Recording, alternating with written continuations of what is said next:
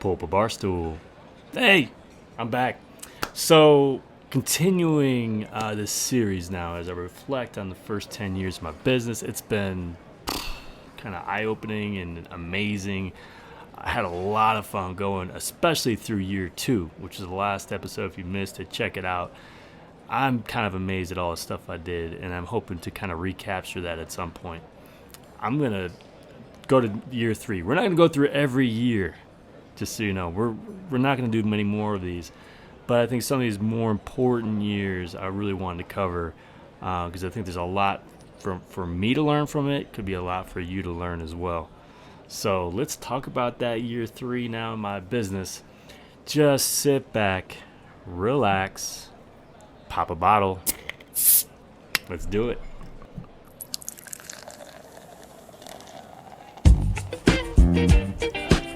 We're going twist cap today with Liney's Summer Shandy, Line and Kugels. I'm a Wisconsin boy, born in Wisconsin at least. Brewers fan, Packers fan, Bucks fan. I live in Colorado these days. So I'm a fan, even though this might be I'm a fan. Even though this is a little bit on the cheaper side of the beers, kind of reminds me of home. So, hey, I'm John. JohnLimmer.com, John Limmer Digital on Facebook, and I'm your host for the PUBCAST. And this has been fun. I kind of got away from doing the PUBCAST for a while. I feel like that's a whole nother episode, talking about a lot of that, kind of what happened years, I don't know what it was, 7, 8, 9, 10-ish. Let's stay on track. Year 3 right now. And so you may recall year 2 was everything changed. And like year 1 was, I just basically, I was experimenting. I was trying things. I was making a ton of mistakes. But I was doing stuff, right? Wasn't making a lot of money. Really hadn't launched a product yet. Had done some consulting. But I was starting to get some traffic on the site, so I was selling ad space on the site. I was doing a little bit of affiliate marketing, which I don't do anymore, but I had to get by. So basically, was doing affiliate marketing for stuff that I was using. So really nothing beyond that.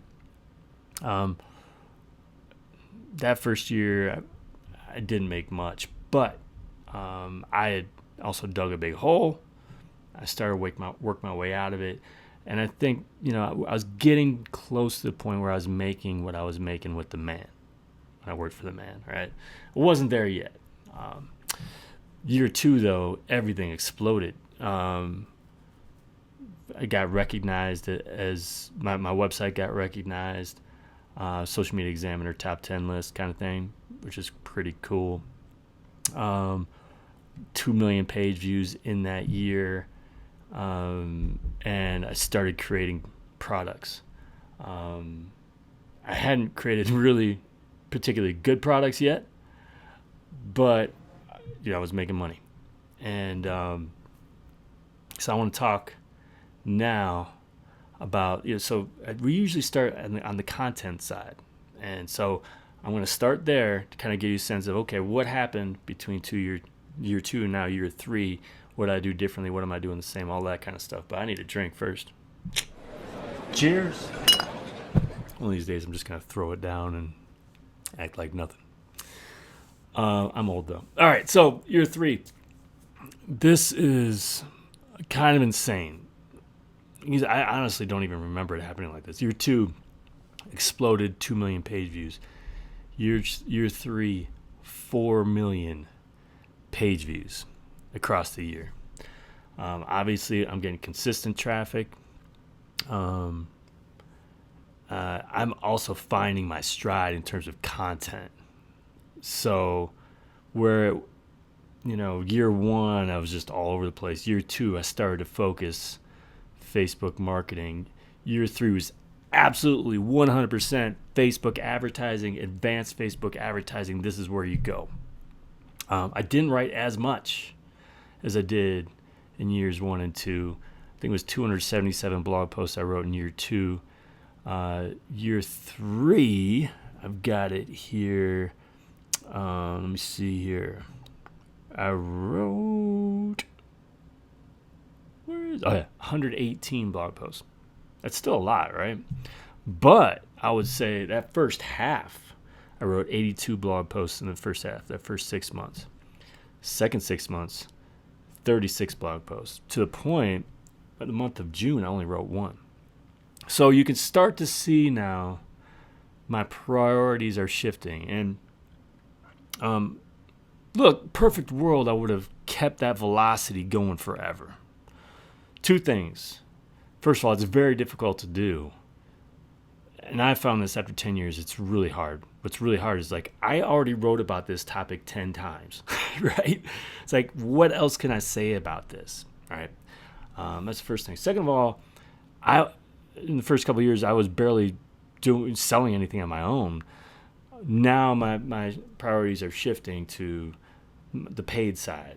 I'm also creating content for the paid side, right? So 4 million page views. By the way, I had like 25,000 page likes on my Facebook page. So really not that many, right? So that was somewhere in March, I'm not sure, I didn't write down. It might have been in March of 2014. So like 2.5 years in. I'm at about 200,000 now. I don't spend a lot of time working on that these days, which is kind of the funny part of it. But yeah, so 4 million page views now, and you'll recall like the first year we went through my most popular posts, and it was a lot of empty traffic, stuff that wasn't going to lead to business. Second year, there was still a lot of that lingering. Not that I was writing it anymore, but I was still getting that traffic. Now it's like 100% rock solid. Still getting traffic to. Now I started creating updates to that infographic every year of the all Facebook image dimensions. Man, I can't remember what it was in year 2 for page views, but year 3, that post alone, 450,000 page views. Everything else, I think this was a sarcastic title, secret process to increasing Facebook likes, because otherwise it's cringeworthy. I think it was kind of sarcastic. 250,000 page views. I'm sure I attracted a lot of people though who I'm making fun of. Facebook link thumbnail image dimensions, 85,000 page views. Dimensions for Facebook timeline for pages, 77,000. How to maximize your organic reach, because that was a big thing back then, 70,000. Image dimensions for 9 ad types, 64,000. Should you buy Facebook likes, because that was a big thing people were asking about, 63,000. Oh, there was this big report that went out that claimed that Facebook fraud, that using Facebook ads was a waste of money, that they provided this experience of how terrible it was, and I evaluated it, and I was like, you guys are wrong, and I created a response that got 55,000 page views. How much should you spend on Facebook ads? 52,000. So my entire top 10, not including the homepage as well, was all relevant stuff. I had a style I was really kicking too. So there were basically maybe 4 or so different types of posts I wrote. Facebook announced some new feature, got to talk about it. How to do X, right? So how to create custom audience, or how to whatever. Examples of how I did something. So it's not a matter of how to, but I use this thing. These are the results I got. Maybe you can do it too. And another one I think honestly probably drove the most traffic was editorials. Response to people acting like fools. I think the one I like the most looking back, Facebook did something and marketers will screw it up. It was kind of like you could use this and republish it every few months, because that's kind of the way it was. And that was kind of a response to like Facebook making changes in response to marketers constantly. Website custom audiences I wrote about February 2014. I believe it was new at that point. Lookalike audiences, March of 2014. I interviewed Amy Porterfield, September of 2013. She was a big part of my growth. And I mean, I think she started kind of telling her audience about me really big. I'd like to say you could do all this on your own. It's pretty hard to do. You need some partnerships, some friends in the industry. So that's pretty much on the content side. There's a big one I want to talk about. Something that happened. I think it was in March of 2014. I'm gonna need a drink to talk about it though. Cheers. All right. So you may recall, I went to social media marketing world for the first time the prior year. So 2013, March, April 2013, and didn't even pay my own way. It was Emmerich Arnold from Agora Pulse sponsored me to go. I went and attended as a person, as a marketer or whatever. I didn't speak. I hadn't quite reached that. I guess maybe I hadn't made my stamp early enough to be asked to speak. I was asked to speak then for the following year, so 2014.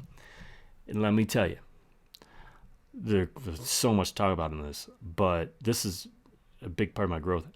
Absolutely petrified of public speaking. This goes back to grade school. I remember it vividly in high school. I remember it vividly in college. Standing up in the front, even college, standing up in the front, shaking and trying to talk through like this hyperventilation, my heart pounding.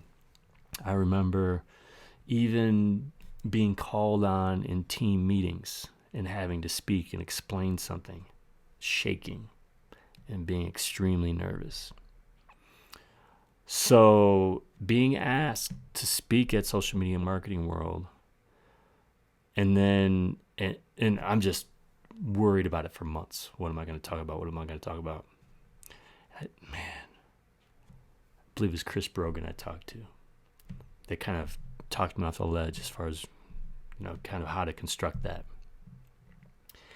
And just remembering though, I think it was kind of a sense of relief.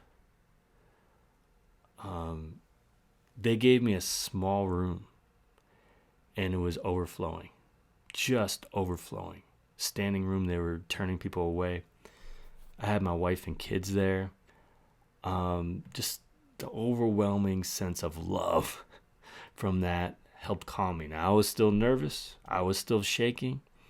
The whole thing was terrifying, but a really important piece of my growth was doing that, and I would end up doing that year after year.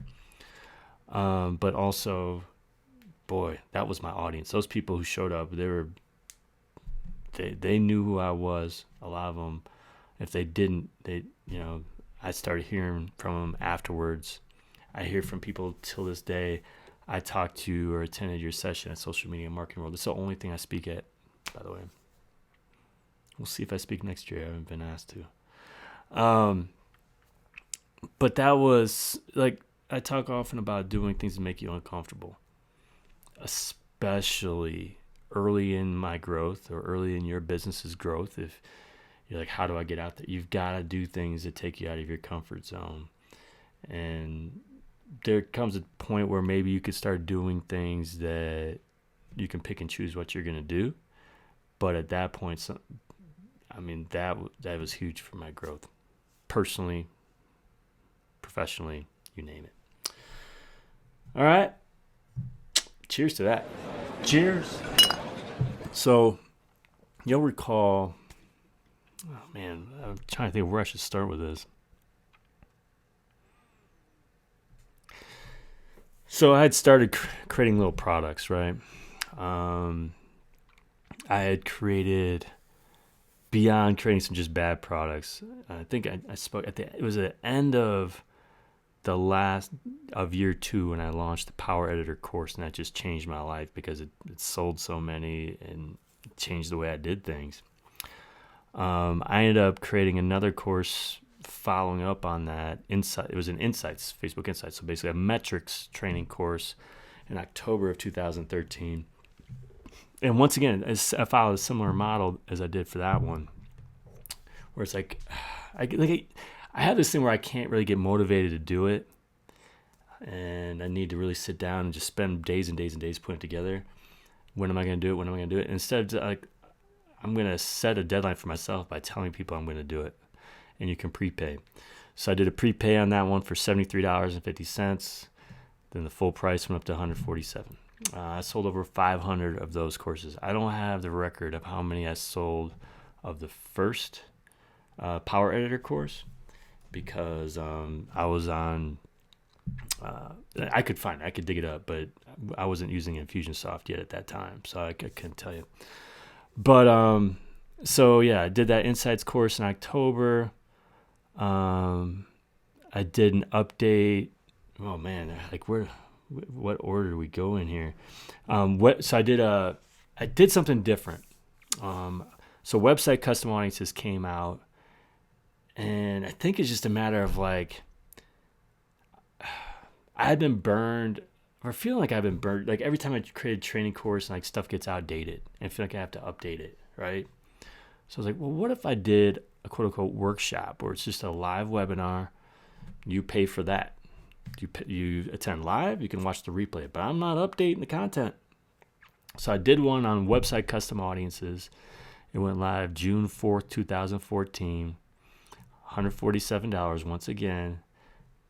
200 sales. So fewer sales, but we're just building up to that's for a date. So I found that to be a much better use of my time, as opposed to polishing up this whole training area. So I did that. I did an update to the Power Editor training course. This tool, it blows my mind when I go back and look at what I did here. So basically, you'll recall I launched my first Power Editor course. Was it August? Might have been August of 2013. I did a new one, completely new one, start from scratch. It looks like it was August of 2014, so a year later. And what I did was, because I had been updating the old one, and then I created this whole new one. This whole new one was actually 3 courses in one, so each one was $147. So it was basically triple the cost of the old one. And basically, everyone who signed up for the first one, I gave it to them for free. The second one, I think people probably appreciated it. Looking back, it was just kind of a mistake. I mean, I felt like I had to, the way I did everything, because I stopped updating and kind of made it seem like I was going to update the old one. So anyway, as far as I could tell, there were 300 or so sales of that, but it did really well, all things considered. Again, it's like $450 or something like that. I started a referral program. I don't even remember doing this, and I really don't even remember how many refers, partners, whatever you call them, I had. I ended up moving away from that because it kind of goes along with my overall feeling about affiliate marketing. If you're going to promote me to your friends and colleagues and whatnot, I want it to be because you actually believe in the product, not because you're going to get a cut of it. And that goes back to me personally.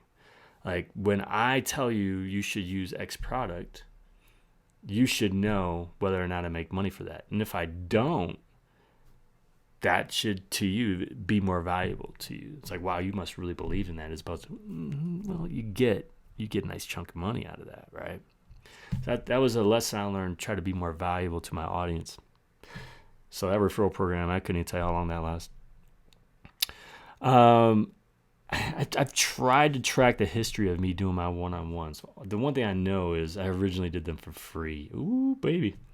I think they went to $97.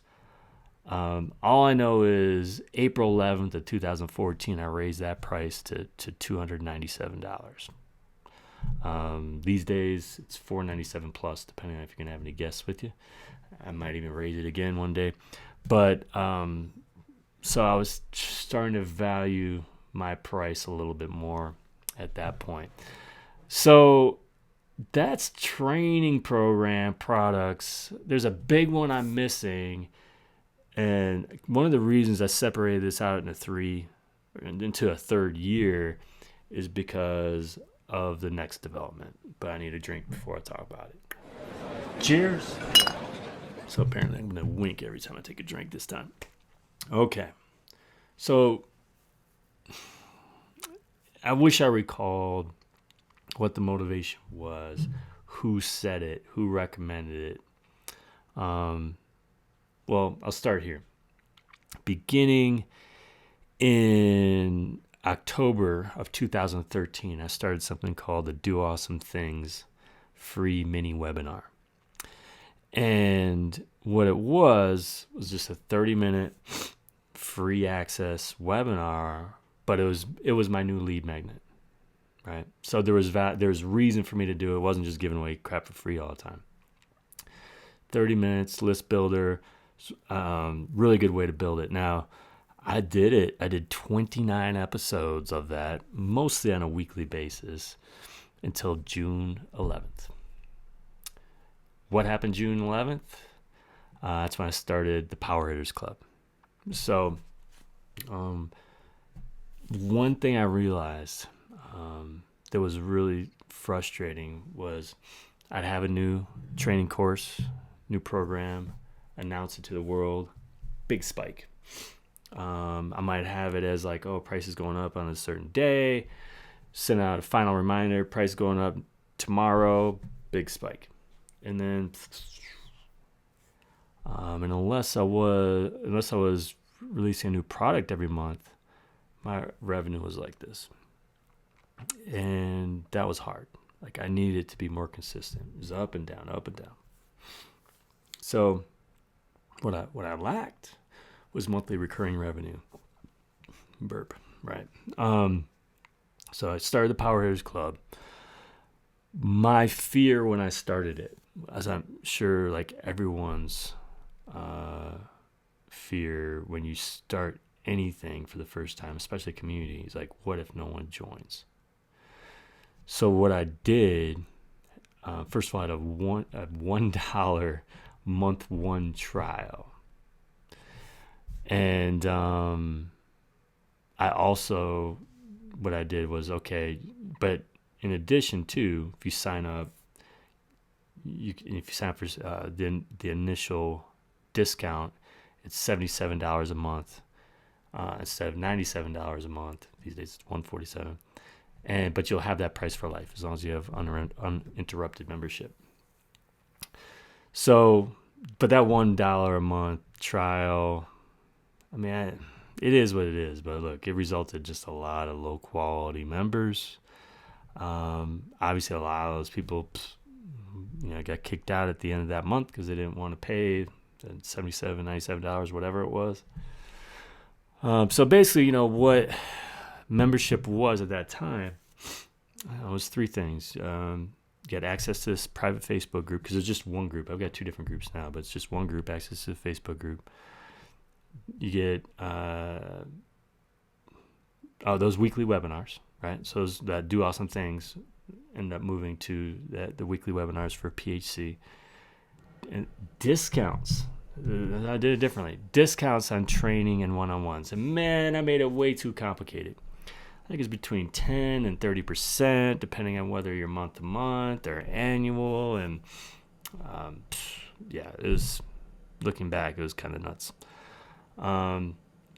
So I had about 300 initial members, which was great. But that's first month, and then it dropped after that, after we got rid of the $1 trials and all that. I couldn't tell you what it was after that. There have been ups and downs of that community over the years. I feel like it's a whole other topic to talk about, what we're looking at these days. But so that was membership, and that I talked about. The the Power Editor course changed my life because it absolutely did. It brought in revenue I'd never seen before. Suddenly now I was making more money than I ever made working for the man. So that was huge. But then it became unpredictable and up and down, and I really needed that monthly recurring revenue. And that monthly recurring revenue is really what changed everything for me ultimately, business-wise, long term, because I feel like if I was forced to just constantly churn out courses, it would burn me out. So there's that. Membership, big turning point. I encourage you to find some sort of monthly recurring revenue model if you can. I've got one more thing I forgot to hit. We'll talk about that. Cheers. So the other item, my email list. In November of 2013, I moved to Infusionsoft. I've been with Infusionsoft ever since then. I did it because I felt like I was growing out of where I was at the time, which was AWeber, and I needed something more sophisticated. But what I quickly realized is I had no freaking clue how to manage Infusionsoft. It was a freaking beast. And I started hiring people to do it. So I hired someone to move me over, make that transition. I don't know if I mentioned already, I had 10,000 people on my list at the time, which still, it was growing, but it really grew. And I'm actually surprised it wasn't more than that. Now, that's November, and I was about to have a year of 4 million page views, so I'm guessing by the end of the year, it was way more than that. But I tell you, that was the bane of my existence for a long time, Infusionsoft. I just felt I could never really fully get the most out of it. Again, it was frustrating to me that I needed to always hire people to do it. I felt like it was a full-time job, so like a lot of times I didn't feel like I was getting the most out of it, even when people were managing it in the early years. And understandably, because I felt like it was just a huge time suck. We also ran into bugs and stuff that just didn't work properly, and I lost money as a result of that. That's a whole nother topic, talking about Infusionsoft. But that was a big turning point as well, starting to create campaigns in Infusionsoft, the tagging systems. And honestly, I guess where we at now, 8 years later, I'd have a hard time switching away now. I mean, if you had asked me even probably 3 years ago, I'd be like, let's get out of here. Now I'm used to it, and we've had a really stable team over the last 5 years as well, helping me out. I mean, Tracy has been on it for a long time. So now we've got a system, and we're good to roll. So I guess, is that a good sales pitch for Infusionsoft? Take 8 years and you'll like it? I don't know, maybe. But let me finish my beer and we'll wrap this up. Last call. All right. Well, so that's 3 years. That's year 3. And it's really been interesting. Like, maybe it's in my old age that things start getting hazy as far as what happened in the early years of this business. But it was really a true whirlwind in those early years. Like, just a ton of activity, ton of changes, always doing something new and different. I end up reaching a point of stability soon after that, which is good and bad. I feel like there was something exciting about the constant change, the constant challenge, the fighting for relevance and just existing in the space. See me, I'm over here kind of thing, So it's been a different type of challenge after those first 3 years. And, maybe we'll do that in another episode here. But I think these first 3 years are pretty important to show you that transition from nothing to, building a brand, building a list, selling my first product. Now we've got monthly recurring revenue and a membership. Now that membership's still around. It's evolved a little bit over the years as well. But that could be a topic for another day. But once again, thanks for joining me. And if you want me to keep talking about this stuff, in a way I feel like, this is kind of therapeutic for me to talk about it. But if you get value out of this, I've thought about ways for years of making this into an offshoot, another